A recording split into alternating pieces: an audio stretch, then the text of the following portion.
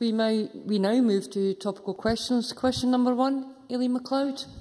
Thank you, Presiding Officer. To ask the Scottish Government what representations it received from the European Commission regarding minimum unit pricing for alcohol. Cabinet Secretary Alex Neil. Presiding Officer, the European Commission submitted a detailed opinion on minimum unit pricing for alcohol on the 26th of September.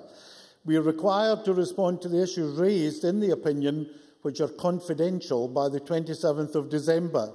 We are confident that we can demonstrate that minimum pricing is justified on the basis of public health and social grounds, and we will continue to press the case for minimum pricing in the strongest possible terms.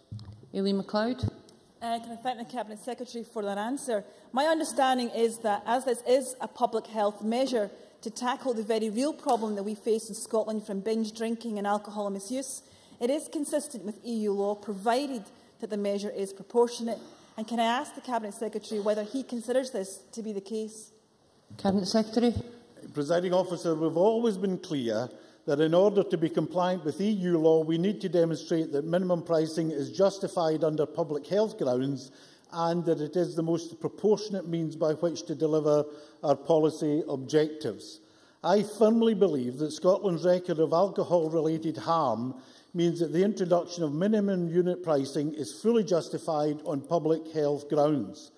Furthermore, I am clear that minimum unit pricing is the least intrusive mechanism through which to reduce the disproportionate level of alcohol-related harm attributable to high-strength, low-cost alcoholic products. For these reasons, the Scottish Government remains firmly of the view that minimum unit pricing complies with EU law. Ms MacLeod. Does the Cabinet Secretary therefore, like me, welcome the support which the Scottish Parliament's groundbreaking alcohol minimum pricing legislation has received from those EU-level charities, groups and organisations concerned about alcohol abuse, such as the European Public Health Alliance, and will he therefore continue to press the case for minimum pricing because it is the right and responsible thing to do for how we improve the public health of the people of this country and reduce the social harm caused by alcohol misuse? Cabinet Secretary. Presiding Officer, I wholeheartedly welcome the support from EU-level charities and organisations that work in this field. This cross-Europe support from public health professionals mirrors the support that we have received at home from our healthcare groups and professionals, our doctors, our nurses, our police and our public health experts, those who work daily with the terrible effects of alcohol misuse. This is one reason amongst many why we remain firm in the belief that a minimum price per unit of alcohol is the most effective and efficient way to tackle alcohol misuse in Scotland. Jackie Baillie. Cabinet Secretary, notwithstanding the action by the European Commission on minimum unit pricing or indeed the challenge in the Court of Session, would the Cabinet Secretary recognise that there is much more that we can do to tackle alcohol abuse? And on that basis, can I commend to him my colleague Richard Simpson's Members' Bill, which does indeed contain a range of measures to tackle alcohol abuse, and ask him for an early meeting so we can take that work forward together? Cabinet Secretary.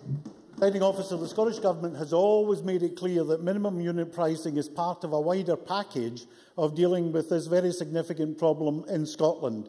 We will, of course, look at any proposals put forward, including those by Professor Simpson, and I am always glad to meet any member of this chamber from any side of the chamber to discuss their ideas and proposals.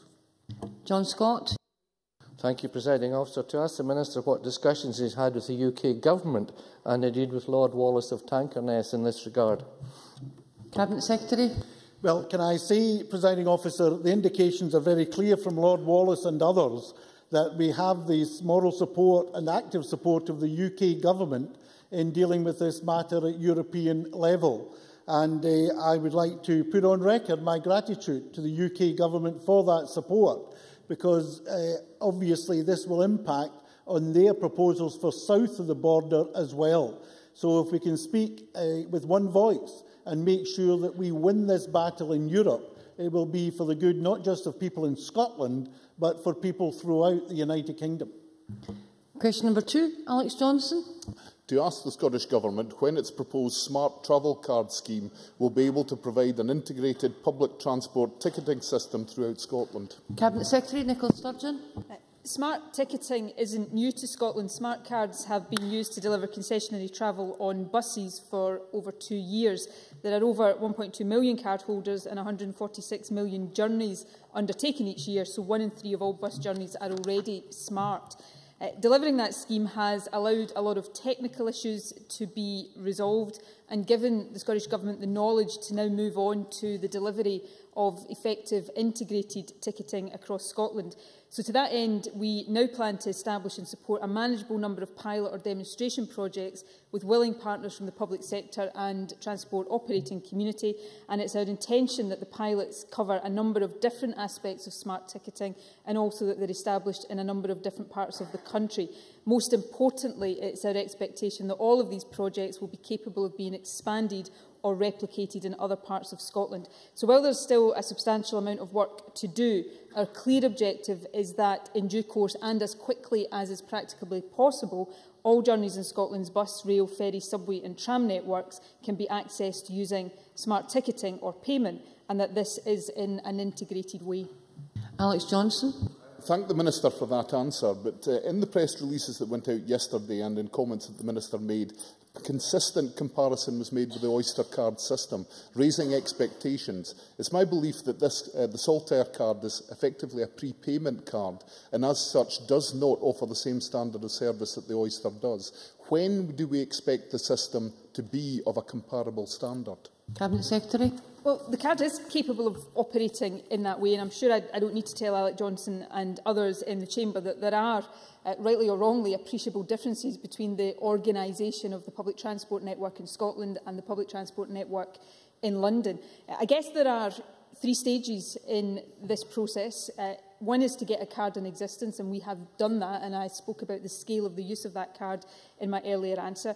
Secondly, we need to make sure that there is availability of smart ticket machines. They exist now on all of our buses, and we have plans afoot to roll them out onto other modes of public transport. And then, and crucially, and this will start through the pilot projects I spoke about, make sure that we have a range of smart products for use with the smart cards, and that can be smart tickets or smart payment methods, and that is the route to using the card in an integrated way. So I believe we, if you pardon the pun, have the clear route map now, and it's important that we get on through these pilot projects to deliver that. And I can assure the member and other members that this is an issue I'm very, very keen to ensure that we make progress on as quickly as is possible.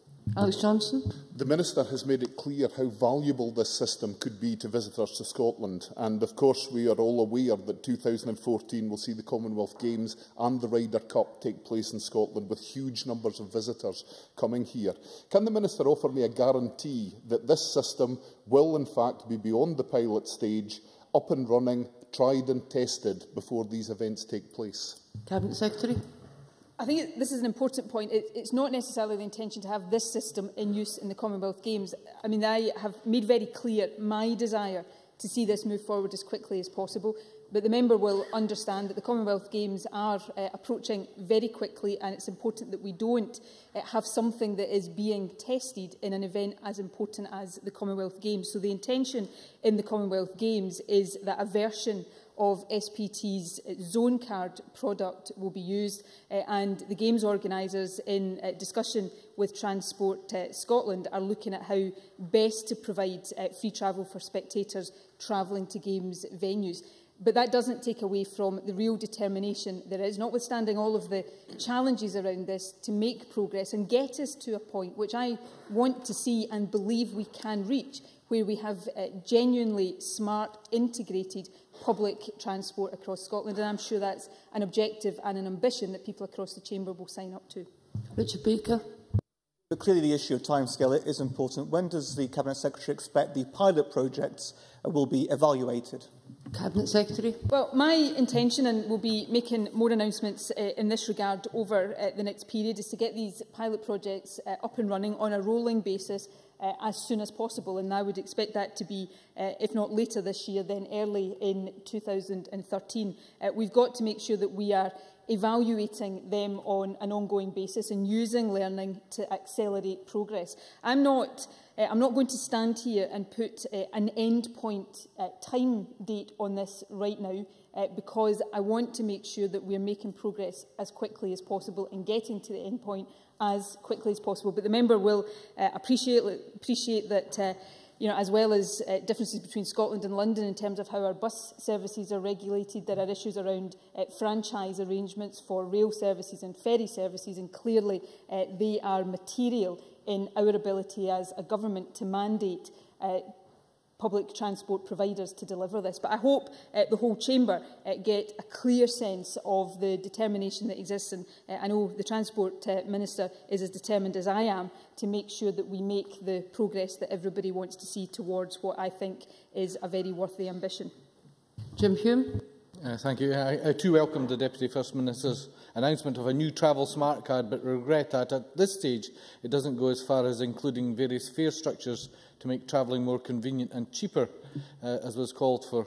Can the Deputy First Minister explain how she will ensure that users of the Saltire card will be able to enjoy fairer fares to combat the ever-increasing cost of public transport?